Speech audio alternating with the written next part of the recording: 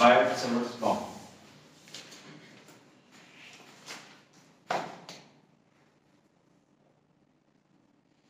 बायट और सावर्ट जो है वो साइंटिस्ट का नाम है, दो साइंटिस्ट का नाम है। तो उन्होंने एक लॉ दिया था, उस लॉ के अकॉर्डिंग कोई भी अगर हमारे पास कंडक्टर है, उस कंडक्टर का अगर हम एक स्मॉल पार्ट लेते हैं, डीएल वेक्टर है ना, डीएल वेक्टर का मतलब है small length vector. DL vector का जो डायरेक्शन है वो हमेशा वही होगा जो करंट का होगा। अगर इसमें करंट ऊपर जा रहा है तो डीएल वेक्टर का डायरेक्शन वही होगा, है ना। तो इस डीएल एलिमेंट की वजह से आर डिस्टेंस पर और थीटा एंगल पर मैग्नेटिक फील्ड कितनी होगी, ये हमें बायट-सावर्ट्स लॉ बताता है ना। कंडक्टर का एक छोटा सा पार्ट, उसके वजह से मैग्नेटिक फील्ड बताएगा, राइट। और इसका सबसे पहले हम पढ़ेंगे मैग्नीट्यूड फॉर्म, और सबसे ज्यादा मैथ में यही यूज होता है, right. So dp is equals to mu naught I dl sin theta upon 4 pi r square। अब एक एक करके हम चीजें डिस्कस करते हैं। यहाँ पर हमने ये जो b लिखा, b का मतलब तो मैग्नीट्यूड हो गया, लेकिन हमने जो स्मॉल d लिखा इसका क्या मतलब है? Small magnetic field. किसी भी फिजिकल क्वांटिटी का स्मॉल d लिखा जाता है तो इसका मतलब हम उसका स्मॉल अमाउंट जब उसकी बात कर रहे हैं, this is small magnetic field. ये स्मॉल क्यों है मैग्नेटिक फील्ड? इंटीग्रेट करेंगे बाद में। स्मॉल इसलिए क्योंकि हम एलिमेंट स्मॉल ले रहे हैं, स्मॉल एलिमेंट की वजह से मैग्नेटिक फील्ड भी स्मॉल ही होगी, है ना, डीएल, ठीक है। म्यू नॉट जो है, ठीक है, इस म्यू नॉट को हम बोलते हैं परमिएबिलिटी।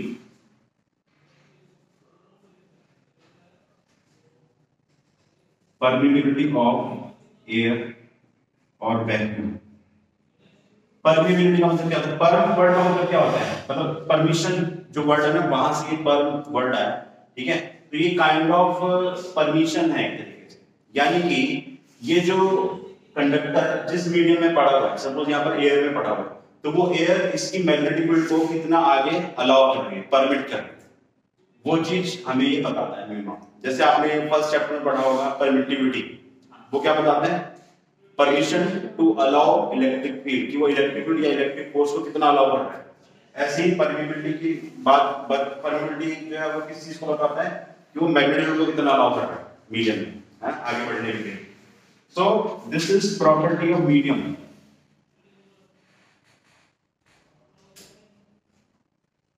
अगर हम म्यू लिख दें, अगर म्यू नॉट है फिर तो वो परमिटिविटी ऑफ एयर और वैक्यूम होगा, ठीक है, जिसकी वैल्यू होती है 4 पाई इंटू 10⁻⁻⁷। लेकिन अगर वो किसी मीडियम का है तो उसके सबस्क्रिप्ट में से हम 0 हटा देते हैं, इसको हम बोलते हैं परमिएबिलिटी, परमिएबिलिटी ऑफ मीडियम, ठीक है, this is permeability of medium. तो ये परमिएबिलिटी हो गया, है ना। आई जो है वो करंट हो गया, करंट इन कंडक्टर। डीएल जो है वो स्मॉल एलिमेंट हो गया,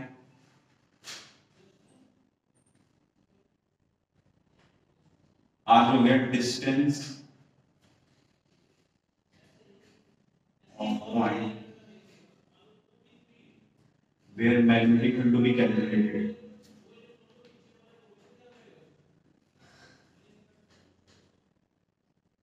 where magnetic field to be calculated, and this theta is angle between dl vector and r vector। dl vector देखो इधर है, इस डायरेक्शन में dl vector, ठीक है, और r vector इधर है। इन दोनों में जो एंगल है वो है हमारा ये थीटा, राइट, ठीक है। तो इसको हम नोट डाउन करिए, फिर हम इसकी एप्लीकेशन देखते हैं।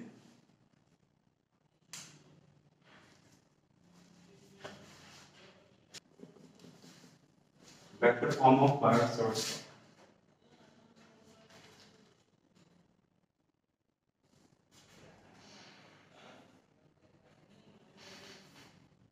तो this was the magnitude form. यहाँ पर हम सिर्फ मैग्नीट्यूड की बात कर रहे हैं, है ना। ऐसे दो लाइंस भी लगा लीजिए, क्योंकि यहाँ सिर्फ मैग्नीट्यूड की बात हो रही है। लेकिन कई बार क्वेश्चन में वो वेक्टर भी पूछ लेते हैं, यानी कि मैग्नेटिक फील्ड वेक्टर फॉर्म में बताओ कितना है ना। तो using Biot Savart's law we can calculate magnetic field in vector form. तो that is mu not I dl cross r, upon 4 pi R cube. अब यहाँ पर स्टूडेंट्स को एक डाउट होता है कि सर यहाँ पर तो स्क्वायर वो कट जाएगा ना, यहाँ पर क्यूब है ना। तो एक्चुअल में जब आप इस फॉर्मूला को ओपन करेंगे तो दिस इज वेक्टर फॉर्म।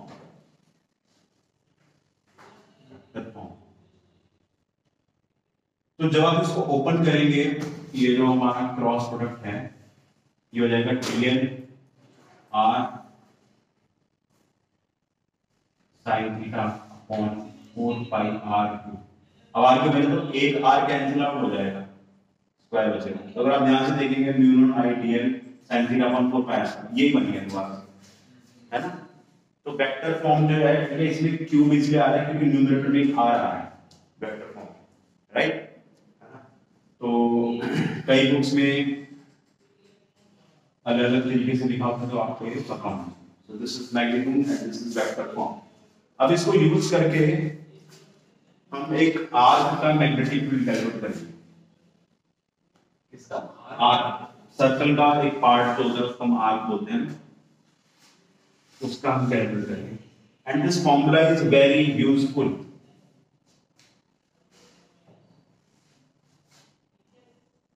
इस फॉर्मूले को यूज करके हम काफी सारे फॉर्मूलास, मतलब 3 या 4 और फॉर्मूला डिराइव कर लेंगे।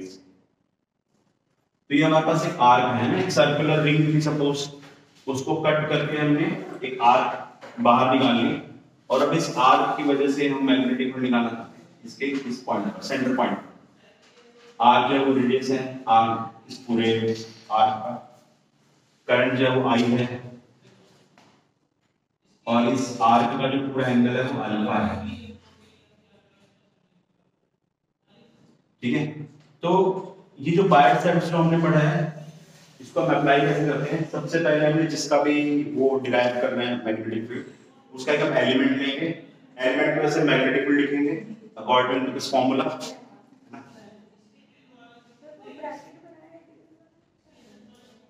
ये मॉड होना चाहिए, मॉड है ना, मॉड, ठीक है।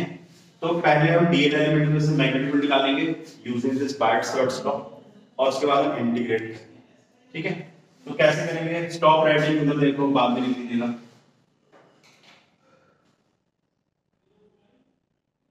तो यहां से थीटा एंगल पर हमने डी थीटा एंगल का एक एलिमेंट लिख दिया डीएल, ठीक है।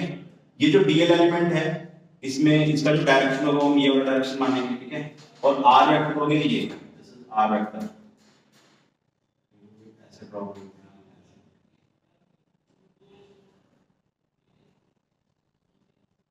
ठीक है, ये आर वेक्टर हो गया।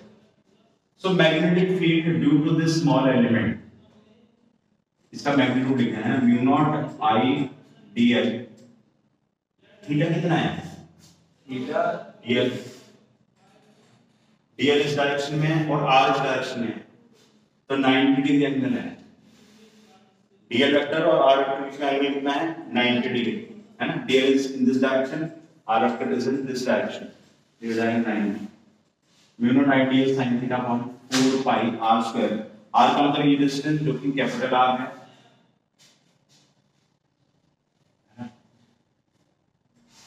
This is small magnetic field of this small element. ये मैग्नीट्यूड हो गया, ठीक है। अच्छा, डायरेक्शन की अगर हम बात करें, ठीक है, तो डायरेक्शन जो है मैग्नेटिक फील्ड का वो हम इस डीएल क्रॉस आर से निकाल सकते हैं। तो यहां पर एक नोट बनाकर लिखेंगे, direction of magnetic field by right hand cross product rule, d l cross R. D l cross R जो है उससे हम मैग्नेटिक का डायरेक्शन बता सकते हैं, ठीक है। तो देखो डीएल वेक्टर इधर है इस डायरेक्शन में, है ना, और आर वेक्टर इधर है। तो डीएल क्रॉस आर, मेरा थंब किधर बता रहा है, अंदर की तरफ। तो इस एलिमेंट की वजह से यहाँ पर जो मैग्नीट्यूड है वो अंदर की तरफ है।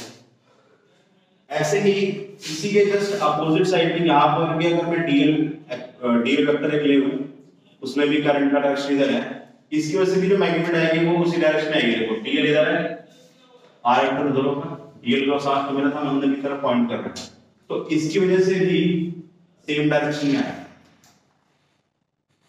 है ना, इसकी वजह से। तो इसका मतलब है हर एलिमेंट की वजह से सेम डायरेक्शन में आएगा, हर एलिमेंट की वजह से सेम डायरेक्शन में आपका मैग्नेटिक फील्ड आएगा। तो इसका मतलब है हम इसको इंटीग्रेट कर सकते हैं। मैंने आपको रूल बताया था, क्या रूल बताया था इंटीग्रेशन के लिए? कि मतलब जो कर्व है वो कहीं कौन कर्व भी था ना, वो जो भी था रूल बताओ। रूल ऐसे आगे कि आगे। मैंने रूल बताया था आपको, जब भी आप किसी वेक्टर का इंटीग्रेशन करेंगे तो वो जो वेक्टर है उसका डायरेक्शन हर पॉइंट पर चेंज नहीं होना चाहिए। अगर उसका हर पॉइंट पर डायरेक्शन चेंज होगा तो आप डायरेक्टली उसको इंटीग्रेट नहीं कर सकते, आपको कंपोनेंट्स करने पड़ेंगे तब आप उसको इंटीग्रेट करेंगे। याद है फर्स्ट चैप्टर में हमने डिस्कस किया था।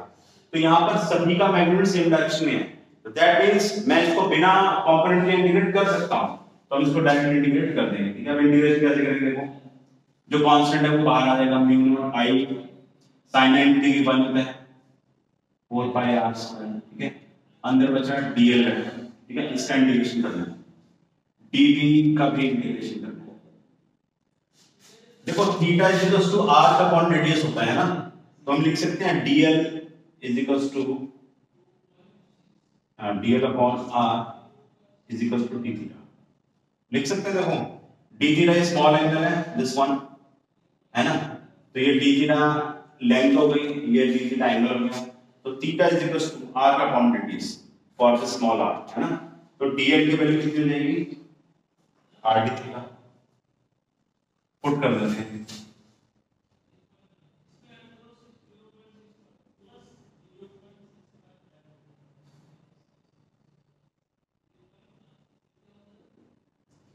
u not i upon 4 pi r square.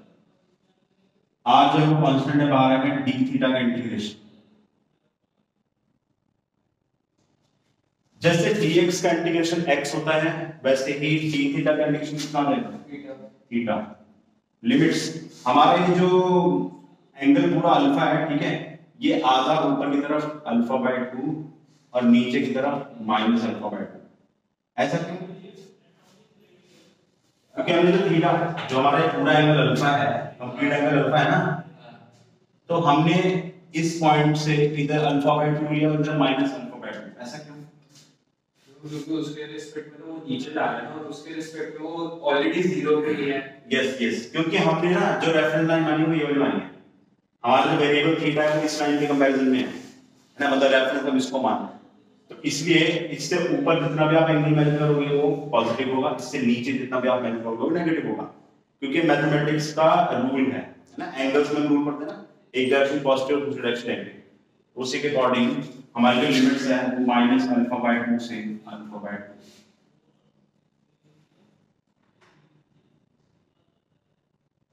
D का इंटीग्रेशन b, लिमिट्स 0 से b, एक r से r कट गया तो mu not i upon 4 pi r, limits आ गई है ना,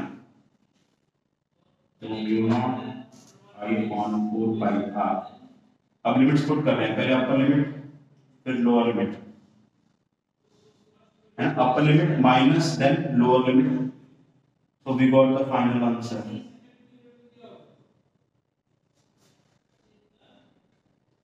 magnetic field due to r।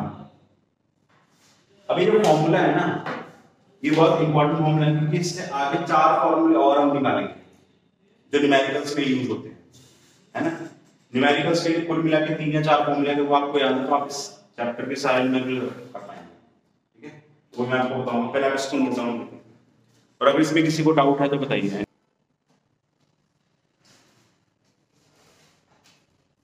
जैसे अगर एक वायर पड़ी हुई है, ठीक है, इसमें आई करंट जा रहा है,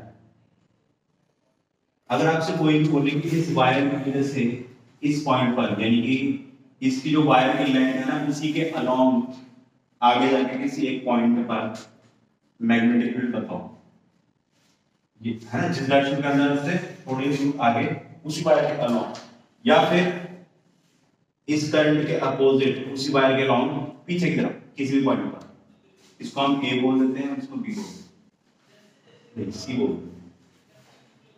इन दोनों ही पॉइंट पर मैग्नेटिक फील्ड 0 आएगी हमेशा। किसी भी स्ट्रेट कंडक्टर या फिर जो कंडक्टर है उसकी जो लेंथ है उसके अलावा किसी भी पॉइंट पर अगर हम मैग्नेटिक फील्ड निकालेंगे तो वो 0 आएगी हमेशा। ऐसा क्यों होगा अभी हम डिस्कस करेंगे। देखो हमारे पास फॉर्मूला है dv equals to mu not I dl sin theta upon 4 pi r square. Now what is this theta? It is angle between dl vector and r vector. dl vector का direction वही होता है जो current का होता है, ठीक है। तो dl इधर हो गया। अब इस dl एलिमेंट की वजह से मुझे अगर कोई कहे कि यहां पर हम एलिमेंट निकालें तो ये r वेक्टर हो गया है ना।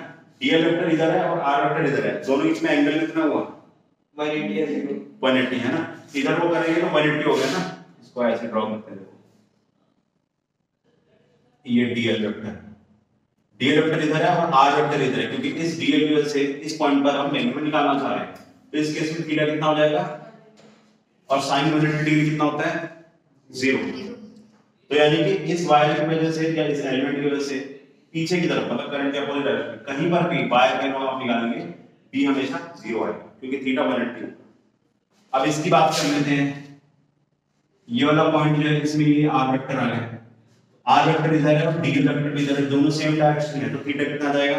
0 डिग्री। तो इस केस में भी मैग्नेटिक फील्ड जो है वो 0 आएगा। हम एक नोट बनाकर लिखेंगे, magnetic field along wire line in same direction of current or opposite direction of current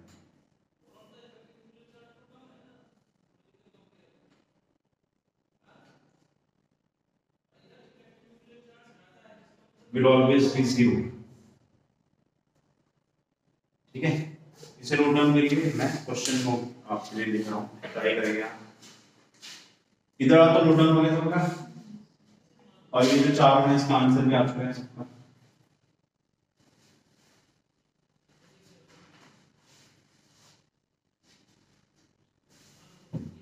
sir v a की वैल्यू में देखिए क्या v a की वैल्यू में देखिए b a 0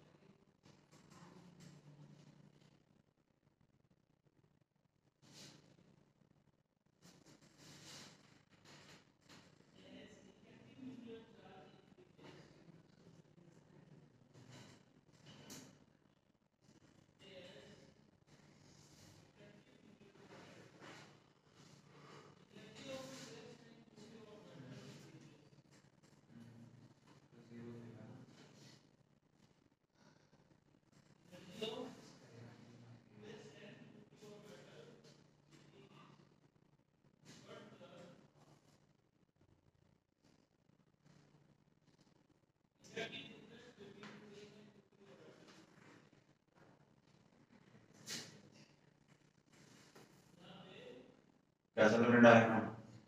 बहुत सही बनाया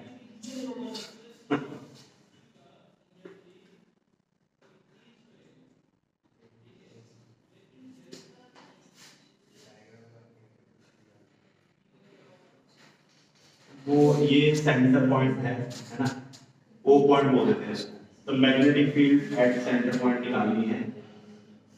इस ये एक तरीके का ना लूप है, ऐसे पूरा ना लूप बना हुआ है। ये जो डॉटेड है ये वायर नहीं है, जो डॉटेड वाला पोर्शन है ये वायर नहीं है। मैं रब कर देता हूं, एक्चुअल डायग्राम कुछ ऐसा है। तो जो क्वेश्चन आया था ना उसमें ये बना हुआ था, डॉटेड वाला है ना। एक्चुअल डायग्राम ऐसा है।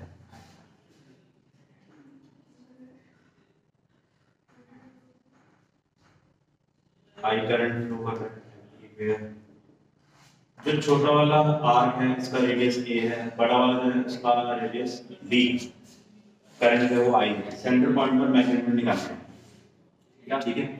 और ये पूरा ना एक तरीके से सिमेट्रिक है ना, अलग अलग लग रहा है थोड़ा सा सिमेट्रिक, बट पूरा सिमेट्रिक। सिमेट्रिक और बोलते हैं ना, all angles are equally divided for all arcs. ये पूरा जो लूप है ये 8 पार्ट्स में डिवाइडेड है। 4 बड़े आर्क्स हैं, 1 2 3 4, और 4 छोटे आर्क्स। ट्राई करिए, ये क्वेश्चन आया था, इधर देखिए सभी बच्चे देखो। अगेन हम इसकी डॉटेड लाइंस ड्रॉ कर लेते हैं तो हमें पूरी कहानी समझ में आ जाएगी। मैंने जानबूझ के मिटा दी कर दी ताकि किसी को क्वेश्चन ना समझ में आ जाए। वो तो आपने तभी समझा दिया जब आपने बोल दिया था सिमेट्रिक है, वो नहीं बोलना चाहिए था आपको। अरे बहुत सारे बच्चों को तब भी समझ नहीं आया। चलो ठीक है, देखो सारे बच्चे इस चीज को ध्यान दीजिए। अगर हमें इस पूरे लूप की वजह से सेंटर पॉइंट पर मैग्नेटिक फील्ड निकालनी है तो आपको एक तो ये जो बड़े वाले 4 आर्क्स हैं उसकी मैग्नेटिक फील्ड कैलकुलेट करनी पड़ेगी। फिर उसके बाद ये जो छोटे वाले आर्क्स हैं इनकी मैग्नेटिक फील्ड कैलकुलेट करनी पड़ेगी सेंटर पॉइंट पर। इसके बाद ये जो स्ट्रेट वायर्स हैं सारी इनकी भी कैलकुलेट करनी पड़ेगी। लेकिन अगर हमने एक रूल पढ़ा था कि जो लाइन होगी स्ट्रेट लाइन, मतलब जो कंडक्टर के अलोंग स्ट्रेट लाइन होगी उसपे चाहे आगे या पीछे कहीं पर मैग्नेट पूछी जाएगी तो वो जीरो आएगा। दैट मींस इस वायर की वजह से, यानी कि ये वाला पोर्शन, इस वायर की जो लेंथ है उसके अलोंग ही तो है ये पॉइंट, इस वायर की वजह से जीरो आ जाएगा। सिमिलरली इस वायर की वजह से भी जीरो आ जाएगा क्योंकि इस लाइन को एक्सटेंड करके यहां पर आए। तो इसी तरीके से जितने भी स्ट्रेट वायर्स हैं सबके वजह से मैग्नेट है वो जीरो आएगा। और अब बचे आर्क्स, तो छोटे वाले आर्क और बड़े वाले आर्क दोनों का मैग्नेट आप निकालोगे चारों का और ऐड करो, दैट्स इट। अच्छा ऐड क्यों करेंगे? क्योंकि सभी आर्क्स की वजह से जो डायरेक्शन ऑफ मैग्नेट है वो सेम आ रही है। कैसे सेम आ रही है? देखो राइट हैंड थंब की पॉजिटिव करंट अगर ऐसे है ना, करंट ऐसे है तो मैग्नेट अंदर आ रही है ना, करंट ऐसे है मैग्नेट अंदर। सिमिलरली इसका करंट ऐसे है तो मैग्नेट अंदर। So every arc will give direction of magnet in the same direction, तो हम इसको डायरेक्टली ऐड कर सकते हैं। तो यहाँ पर हम लिखेंगे due to straight wires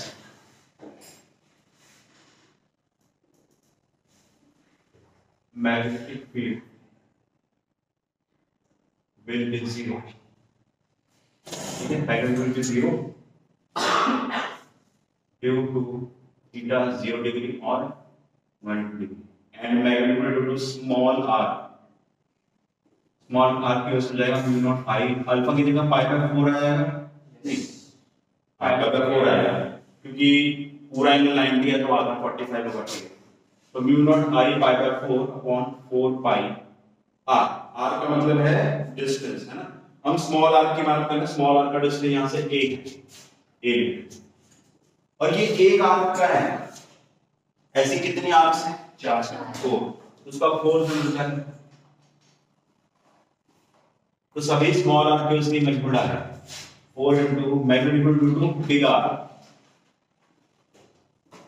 वो कितना हो जाएगा? Mu not i pi by 4 upon 4 pi b। और ये भी क्योंकि बड़े वाला आर्क भी 4 है तो इसको हमने भी 4 से मल्टीप्लाई किया, ठीक है। अब इन दोनों का सब्ट्रैक्ट कर सकते हैं, ठीक है। ये 4 इससे कैंसिल आउट हो गया, ये 4 इससे कैंसिल आउट हो गया, लेकिन अभी भी एक 4 नीचे आएगा क्योंकि वो एंगल के वजह से आ रहा है। ये पाई भी कैंसिल आउट हो गया तो b नेट। अब ये दोनों सेम डायरेक्शन में तो आप इसको ऐड करोगे, so it will be mu not i upon 4a, है ना, mu naught i upon 4a plus mu naught i upon 4b। Mu naught i upon 4 common लेंगे 1 अपॉन a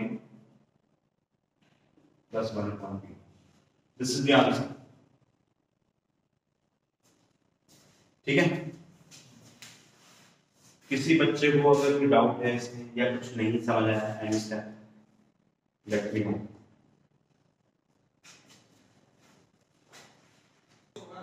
न्यूमेरिकल्स हैं, magnetic field ये question करते हैं, ये जो जाएगा उससे due to fixed length y,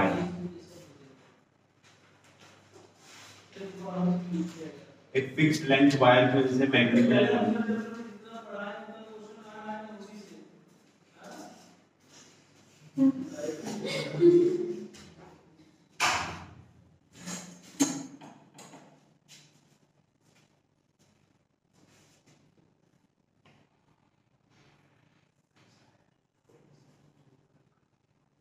क्या आप कुछ कर रहे हैं?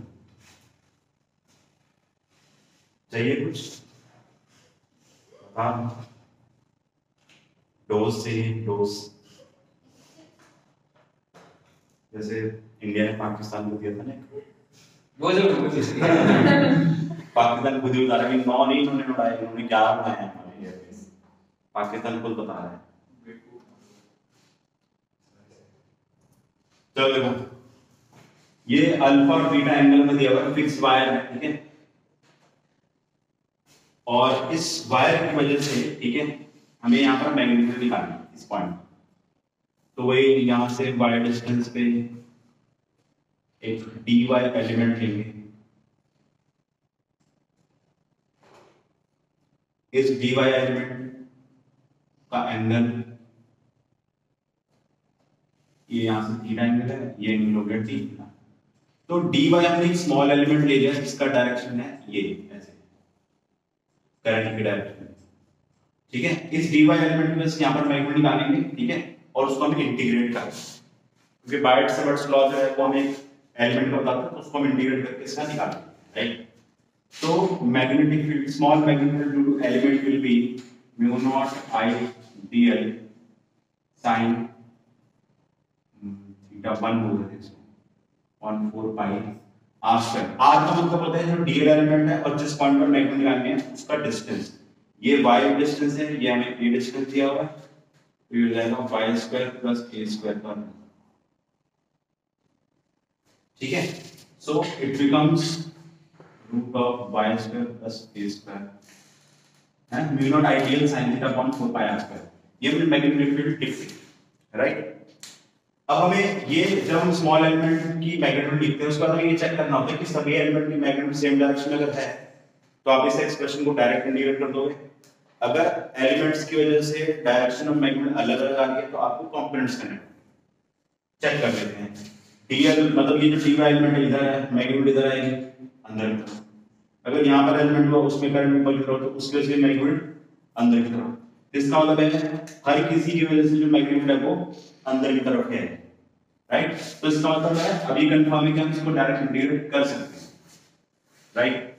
ओके, इंटीग्रेशन करने के लिए अच्छा ये dl की जगह हमारा dy आएगा क्योंकि हमने एलिमेंट जो है वो dy लिया है, ठीक है। Mu not I dy sin theta 1/4 पाई, ये आपका फॉर्मूला है।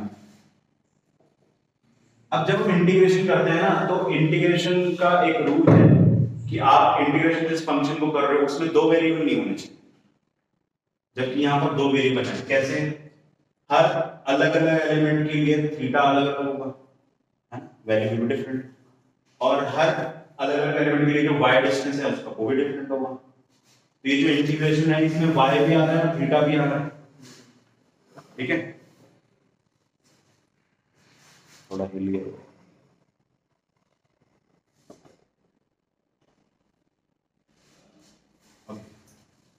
तो इसमें थीटा भी आ रहा है और y भी आ रहा है ना। तो हमें एक काम करना पड़ेगा, दोनों में से किसी एक वेरिएबल को दूसरे के टर्म्स में कन्वर्ट करना पड़ेगा, तब हम इंटीग्रेशन कर पाएंगे, अदरवाइज इंटीग्रेशन हम नहीं कर सकते। ये इंटीग्रेशन का एक बेसिक रूल है ना। अच्छा एक चीज और है, यहाँ पर ये जो थीटा 1 है ये कौन सा एंगल है मुझे बताइए। ये जो थीटा 1 है ये कौन सा एंगल है? थीटा 1 बनाया वैसा नहीं, वो क्या है? ये थीटा और वो थीटा 1 अलग है। That angle is between dl vector and r vector. dl यहां पर हमने dy लिया हुआ है, तो ये रहा dy, और r वेक्टर ऐसे, दिस इज r वेक्टर, है ना, ऐसे। तो इनके बीच में जो एंगल है ना, ये वाला एंगल है। तो ये एंगल कितना है बता सकते हैं? देखो ये एंगल थीटा है, ये भी थीटा होगा, तो ये पूरा एंगल 90 प्लस थीटा होगा। This is 90 plus theta. अगर आपको ज्योमेट्री समझ नहीं आती तो दोबारा समझा देता हूँ, है ना। मैथमेटिक्स में जो हम ज्योमेट्री यूज करते हैं उसके अकॉर्डिंग देखिए, ये लाइन और ये लाइन पैरेलल है, अगर ये एंगल थीटा है तो ये ऑल्टरनेट इंटीरियर एंगल है, उसके अकॉर्डिंग ये थीटा होगा। अब ये थीटा है तो ये पूरा एंगल 90 डिग्री है, तो ये कंप्लीट 90 प्लस थीटा होगा, ठीक है। ओके, तो यहाँ पर जो थीटा बना है उसकी जगह 90 प्लस थीटा है।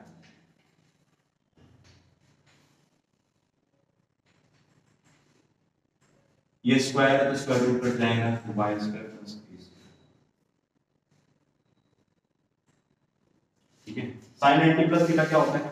sin 90 plus theta, sin theta, sorry नहीं cos negative of cos theta, negative of cos theta पक्का, पॉजिटिव cos थीटा होगा, v0 i dy cos theta upon 4 pi y square plus a theta. नहीं sin 90 plus theta cos cos theta होगा, second quadrant sign होता है, positive होता है second quadrant में sin theta, हां अच्छा हां ठीक है। ओके, अब यहाँ पर हमारे पास दो जगह y आ रहा है और एक जगह थीटा है, तो या तो मैं y को थीटा में कन्वर्ट करूँ या फिर थीटा को मैं y में कन्वर्ट करूँ। तो हम क्या करेंगे, हम y को थीटा के टर्म्स में कन्वर्ट करेंगे। उसका रीजन है कि हमारे पास जो थीटा है उसकी लिमिट्स दी हुई है। देखो ये जो थीटा है इसकी लिमिट अपर वाली अल्फा है, नीचे वाली सर आप अंडर रूट बनाना कट गया है बस, हां ठीक है।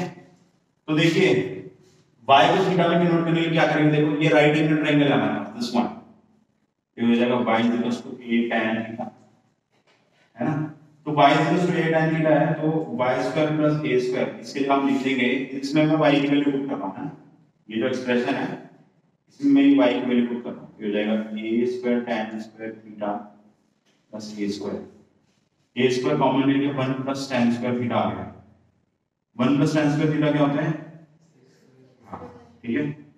तो इसका मतलब है y square plus a square का ये लिख सकते हैं, मैंने y को a थीटा टर्म्स में कन्वर्ट कर दिया। अब यहाँ पर dy भी है, इसको क्या करेंगे, इसको देखो dy, इसको हम डिफरेंशिएट कर देंगे विद रिस्पेक्ट टू थीटा। एक कांस्टेंट है, tan थीटा का डिफरेंशिएशन क्या होता है, 6 थीटा, ठीक है। तो dy की वैल्यू भी आ गई हमारे पास, ये dy की वैल्यू पुट करेंगे और इस ये जो एक्सप्रेशन है इसकी वैल्यू पुट कर देंगे, तो हमारा dv जो इंटीग्रेशन है क्या बनेगा, देखिए u0 i cos theta, dy की जगह a secant square theta upon 4 pi a square plus y square की जगह a square secant square theta, secant square theta cancel out, एक a कैंसिल आउट हो जाएगा, वन बचेगा, है ना। तो अब हमारा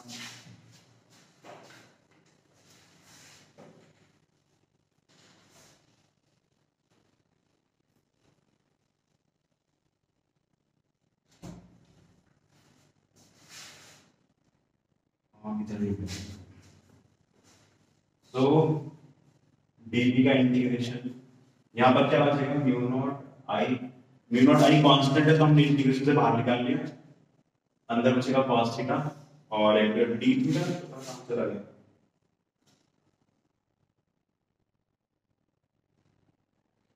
तो इधर हमने d थीटा मल्टीप्लाई करना था, तो रहेगा d, है ना। v नॉट में क्या होता है 4 पाई a बचा, उसको हम बाहर निकाल लेते हैं क्योंकि वो कांस्टेंट है, ठीक है। अच्छा इसमें लिमिट्स क्या आएंगे, देखो ये जो थीटा है ये ऊपर अल्फा तक जा रहा है, पॉजिटिव अल्फा, और नीचे माइनस थीटा, नीचे माइनस थीटा क्यों लिखेंगे, क्योंकि y की जगह मेरे पास एंगल वाला रीजन है, एंगल एक डायरेक्शन में पॉजिटिव और दूसरे डायरेक्शन में नेगेटिव, और जो रेफरेंस लाइन होती है उससे एक डायरेक्शन पॉजिटिव दूसरी डायरेक्शन नेगेटिव, वही रीजन है। तो माइनस अल्फा से बीटा, तो आ गया म्यू नॉट आई अपॉन 4 पाई ए। cos थीटा का इंटीग्रेशन क्या होता है? sin theta minus sin theta. कितने जो होते हैं positive sin theta? cos theta का इंटीग्रेशन कितने जो होते हैं माइनस sin थीटा? 1 2 4 ये क्या है?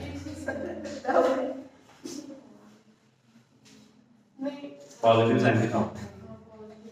मैं तो ऐसी कॉन्फिडेंस है। cos थीटा का डिफरेंशिएशन माइनस sin थीटा होता है।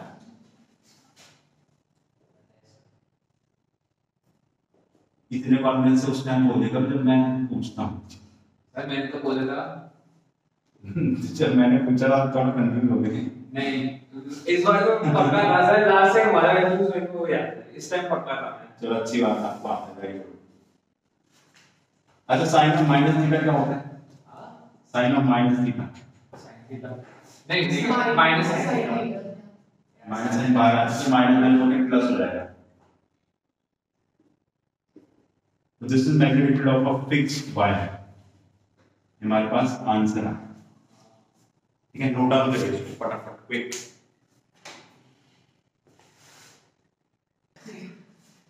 इधर चुप चुप चुप काम देखो। चलो अब क्या है ना, देखो अगर मैं आपको अभी छोड़ दूंगा भूल जाओगे।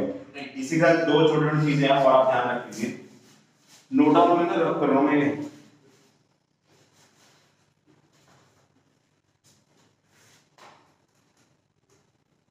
अब देखो इससे ना हम दो इंपॉर्टेंट फॉर्मूलाज डिराइव करेंगे, वो हम आगे जो न्यूमेरिकल्स करेंगे चैप्टर्स में उसके लिए बहुत ज्यादा इंपॉर्टेंट है।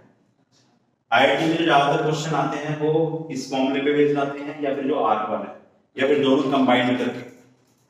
तो मैं भी आपको जो आईडी वाला क्वेश्चन देने वाला हूं उसमें यही फॉर्मूला लिखना है। तो क्योंकि अब नहीं किया गया तो इसलिए हो नहीं पाएगा, अब हम नेक्स्ट क्लास में करेंगे।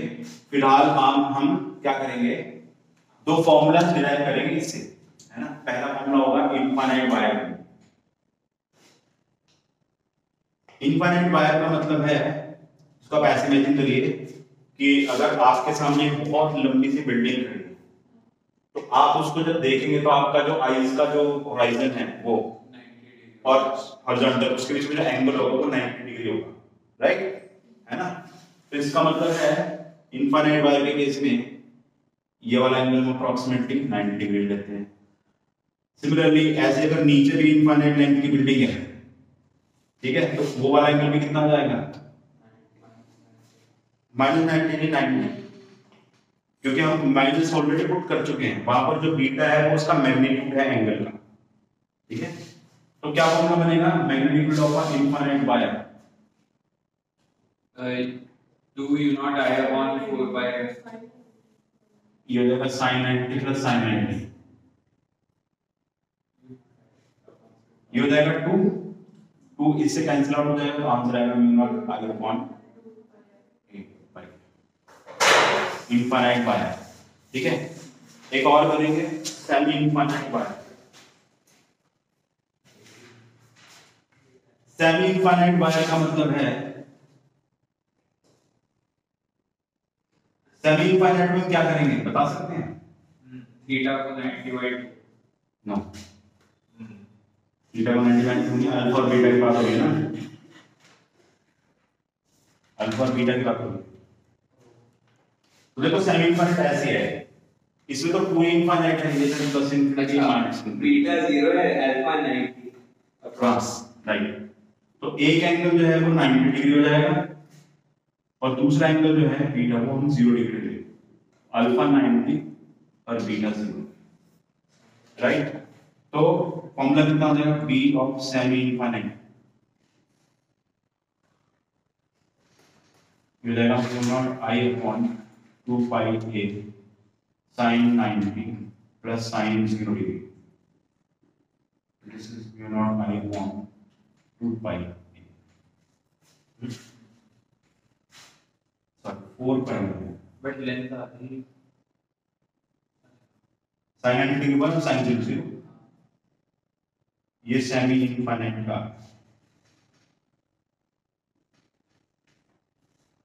ठीक है, तो आज की क्लास यही खत्म करेंगे। अब इसके हम क्वेश्चंस करेंगे नेक्स्ट क्लास, ठीक है, चलिए।